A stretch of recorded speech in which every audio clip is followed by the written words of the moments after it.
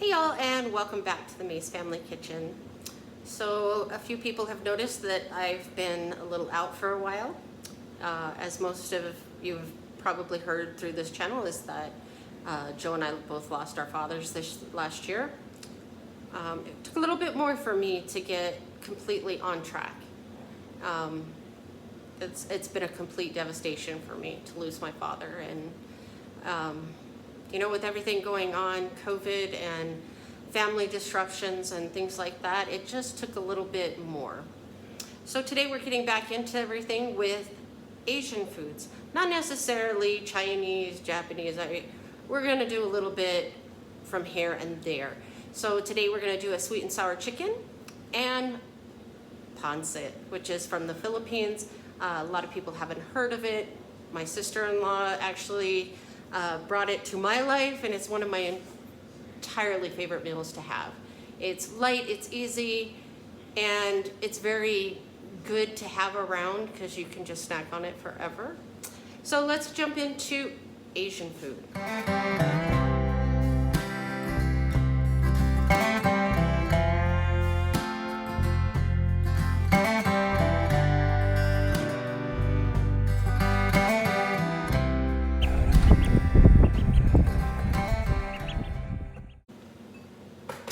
So we're back. Sorry, didn't get in frame here.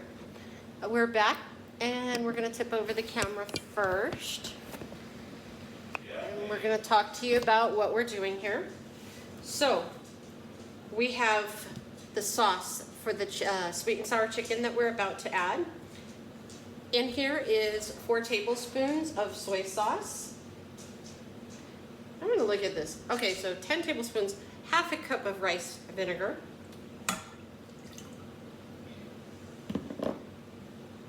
2 cups of pineapple juice. Now you can buy the can of pineapple juice. I drain this off my pineapple because I tend to like more. The sauce is doubled, and that's because I tend to really enjoy being able to have that extra sauce. I hate when you order Chinese food and you know, or the sweet and sour or something, and then you get to the bottom and you have nothing left. So now we have ketchup going in, and this is 1 1/2 cups of brown sugar.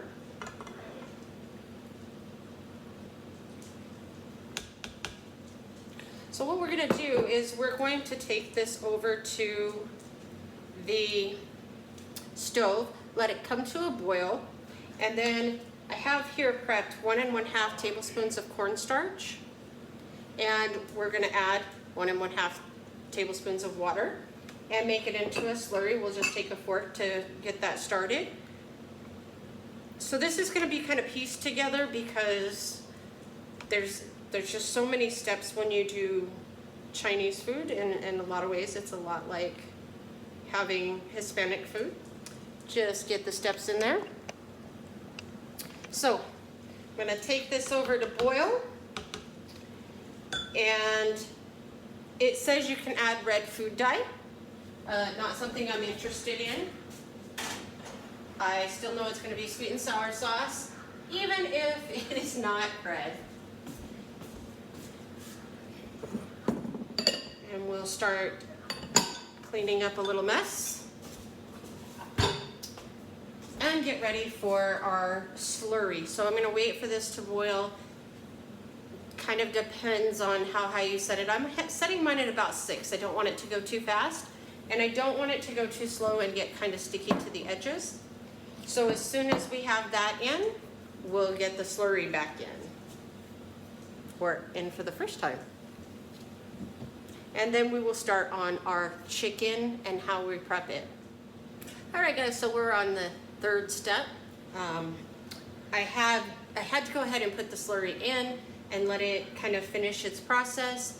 But even though you didn't see that, it's add water, stir with a fork, add to your sauce. And what we have going right now is this beautiful sauce. So it's really thin right now, and it's gonna come out really thin. it's not expected to be the thickness that you would expect from a sweet and sour until it cools down a little bit. So we're gonna just pour it in a container. We're gonna let it cool. We'll warm it up right before we need it again, of course, using a pan. But this way it's out of the way and it's something I don't have to really think about until, you know, I'm ready to use it. Because the chicken and the pancit, it's gonna take some time to get through. So I wanna make sure that this is just put aside and I don't have to worry that I didn't get it done in time for the chicken to be done. So, real quick, we wanna give a nice little shout out to Papa and his family, you know who you are, for the apron, because I instantly started working the way I normally do and splashed sweet and sour sauce on my shirts, which I told you I'm always ruining. So him and his family had sent me an apron, which came in pretty handy. All right, guys, so we're gonna get ready to get our chicken started. And as I said, this is a lot of different little segments to get to the end, but totally worth the time it takes to do it.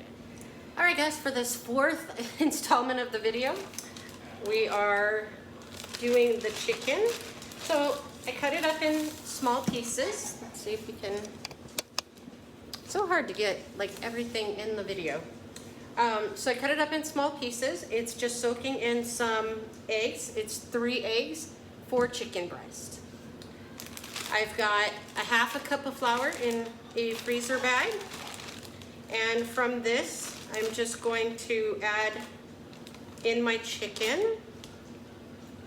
So that we're talking a lot of hand washing here, because before we do our little shaking and tossing and making sure that everything gets covered, we'll want to wash our hands. We don't want it all over the bag because it's already going to be on there quite a bit. All right, so I'm going to take this bowl over. I'm going to wash my hand off so I can do the rest of this. All right, so we're going to get this coated. And remember, you have lots of chicken here, so it's going to take a little bit to get it all together.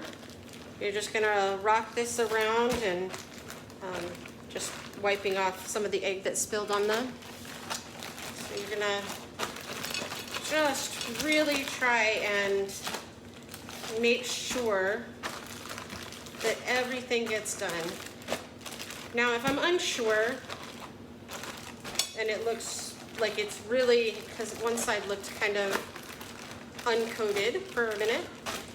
But if you need a little extra flour, you can go ahead and do that. So in this bowl, and I'm laughing because you don't know how much cornstarch gets away from you sometimes. In this bowl is a teaspoon of onion powder, a teaspoon of garlic powder, a half a teaspoon of ginger, a half a teaspoon of salt, and a half a teaspoon of pepper. So this is a cup and a half of cornstarch that we're gonna add to our bag. And see, all right. Just in case, you know, I don't want to lose that fluffiness, so I'm gonna go ahead and transfer the chicken into this bag. I hadn't tried it the other way, so I don't want to be wrong. So I'm gonna get this all in here. Oops. But when I did the cornstarch and I was putting it in the bowl, of course it puffed up, went everywhere. So I'm just mixing the bottom. You can see it all light and fluffy. So this is a very messy job. It's kind of why I was not sure how I wanted to do this.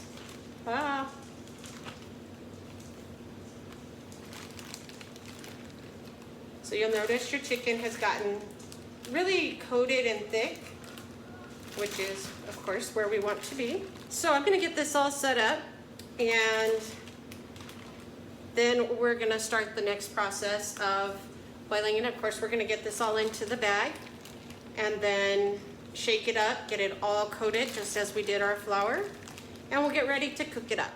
All right, guys, we're on to step 5 of this process. We're almost at the end. So this is the part where we're gonna start the chicken. Now in between, Joe came in and he said, add a little flour to this cornstarch. It'll really help it out. So he helped do that. So I'll show you where we're at here. We've got our chicken ready to go. Our pan is heating up. So right now, I'm gonna try in between about 8 and 6. We're gonna kind of let it see where it goes. It's only got enough oil to kind of cover the bottom. It's not a whole lot of oil. And I'll take my spider, well, part of a spider, I guess, I don't know, thicker spider. And we'll get ready to start frying this up a little at a time. If you're not sure about your oil getting hot enough yet, just put a little piece of the chicken in. If it starts to bubble around it and crack and you hear these things, of course you'll know you're ready to get started. So I do have my 9x13 pan over here. It has some cooking spray oil.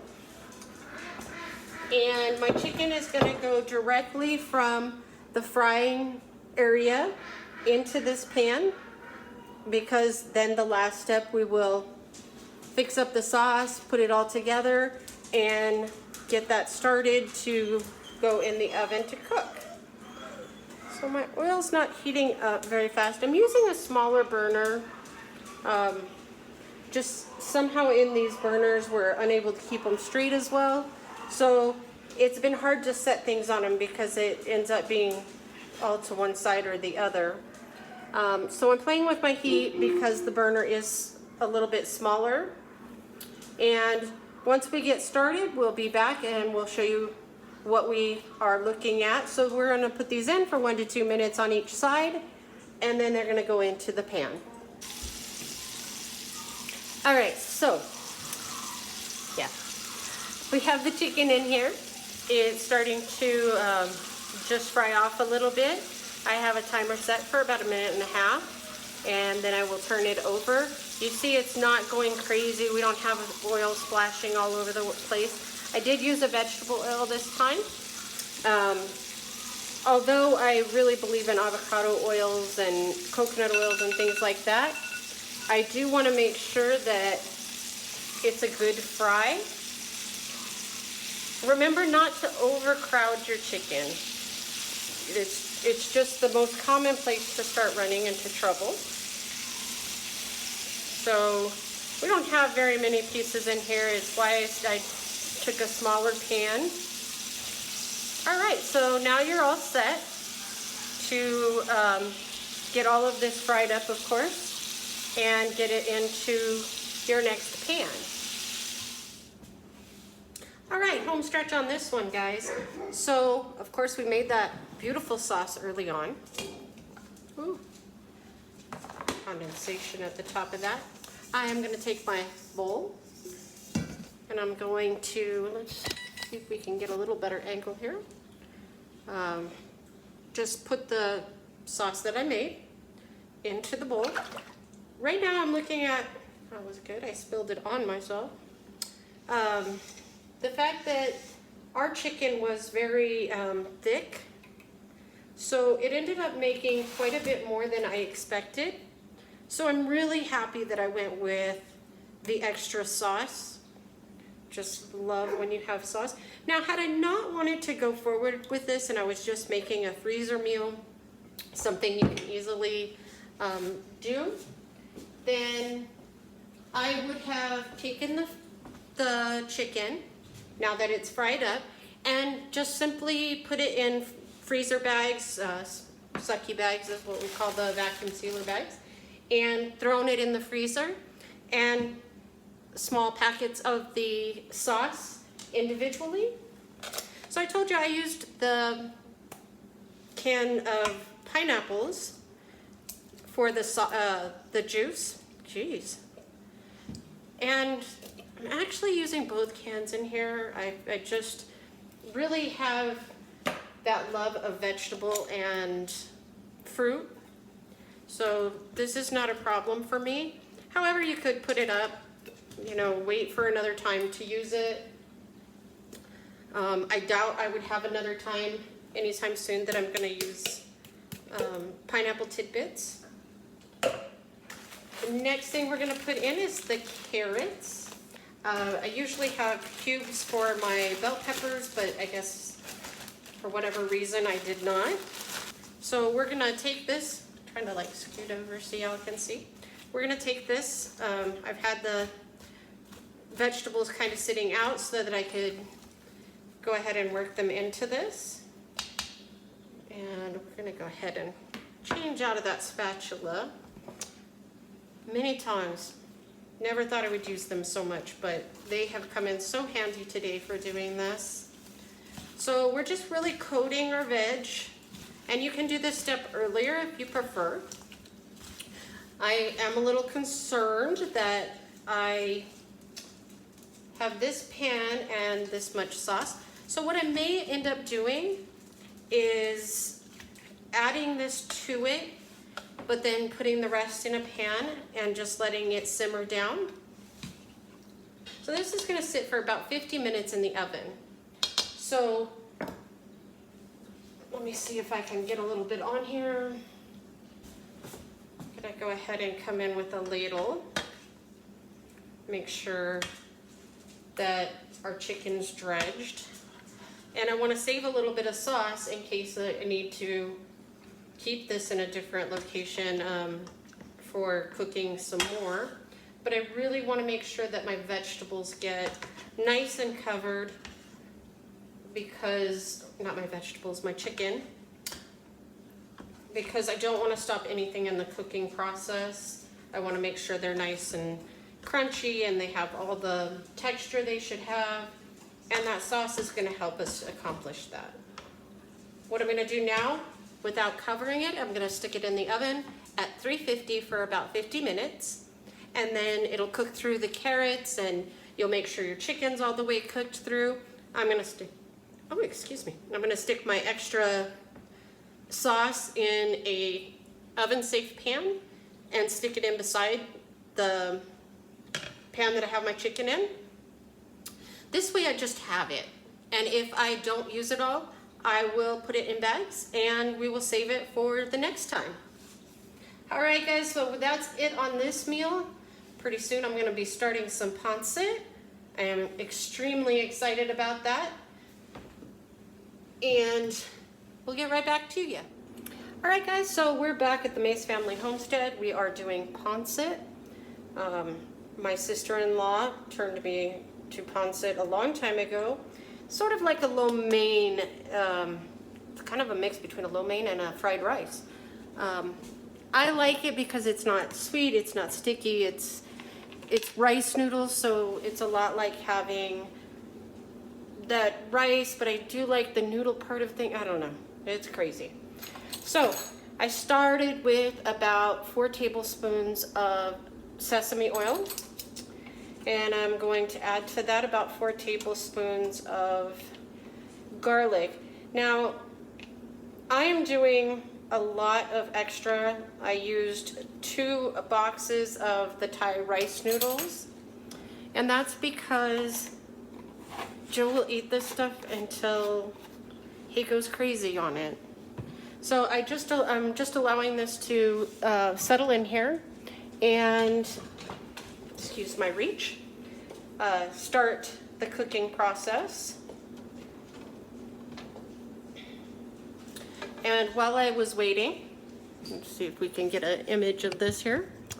I have a bowl full of cold water, and that's what my rice noodles are sitting in. So I'm just waiting for them to kind of come apart. When they come apart, they're really easy to throw into your dish. So they're just gonna hang out with us while we start on the rest of this.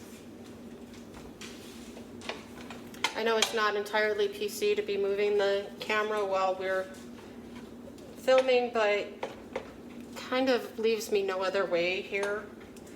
So I have my stove on about somewhere between 6 and 8, depending on how hot your stove gets. I know this changes, especially if you have a fire stove. I don't know why the thought, a gas stove. On the electric, it takes me a little bit more time to get that heat up. Now the whole thing here is that you kind of have to add until you're really happy with the flavor. My sister-in-law uses a regular oil, and for me, I am really attached to my sesame oil.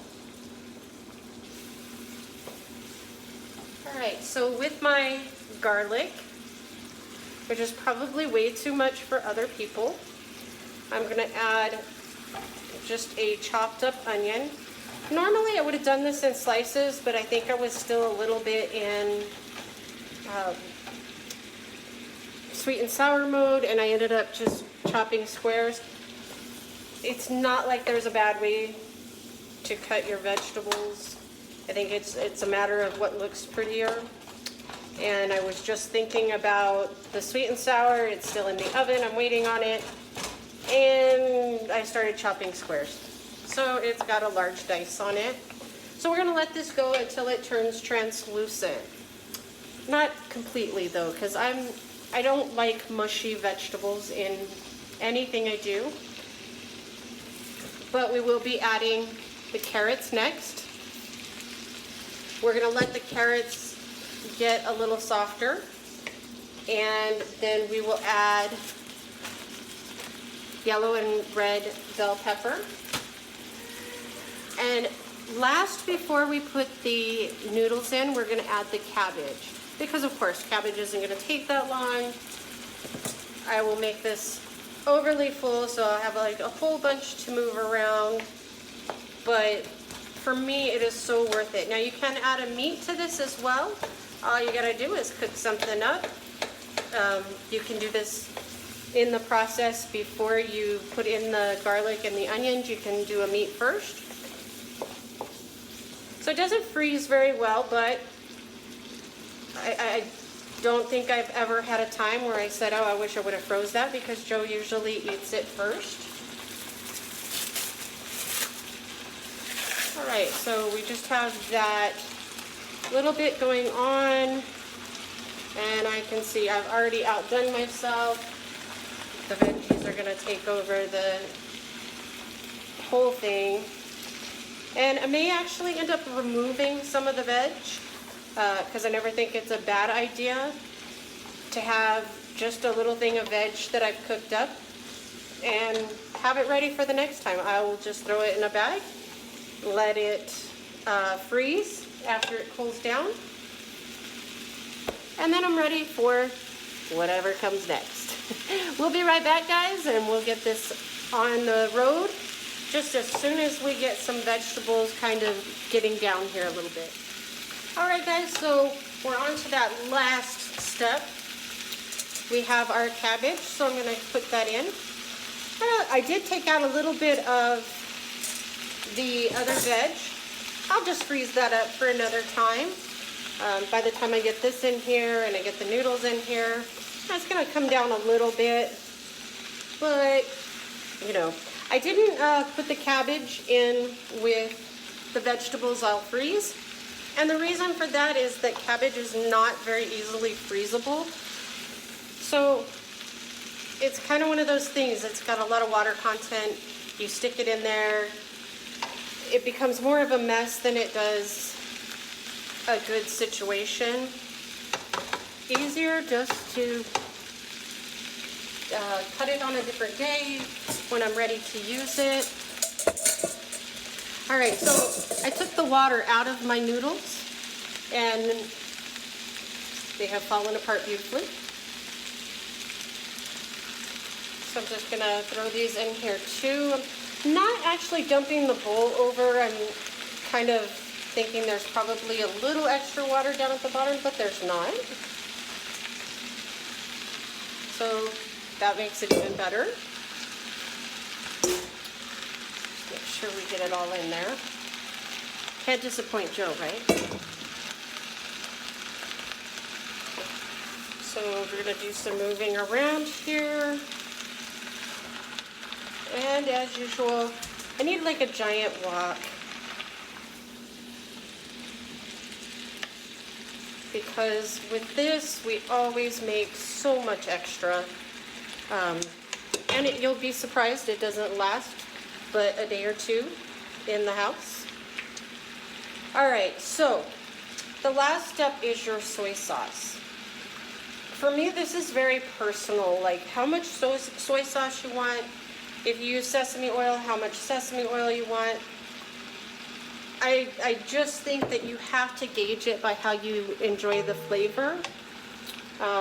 In this house, we do tend to use, during Asian meals, we use a lot of soy and sesame. But there's not really a measurement that I'm going to give you. If you're more happy with enjoying a lot of soy, great. If you're not, that's okay too. But you're just gonna let this simmer down, get the cabbage kind of down a little bit, add the soy that you want to, and of course still have a few areas of rice noodles that are breaking up. Guys, that's it for today. We will come back and show you the dish with the sweet and sour chicken. We're gonna show you the pancit after we're done, but we're at the end of the road now. See you next time, guys. All right, guys, so we're at the end of this. Our sweet and sour chicken is out of the oven and starting to cool a little bit. I was really glad that it went with a little extra sauce because it's not dry. It looks perfect, but always like to have that sauce. So here's the pancit.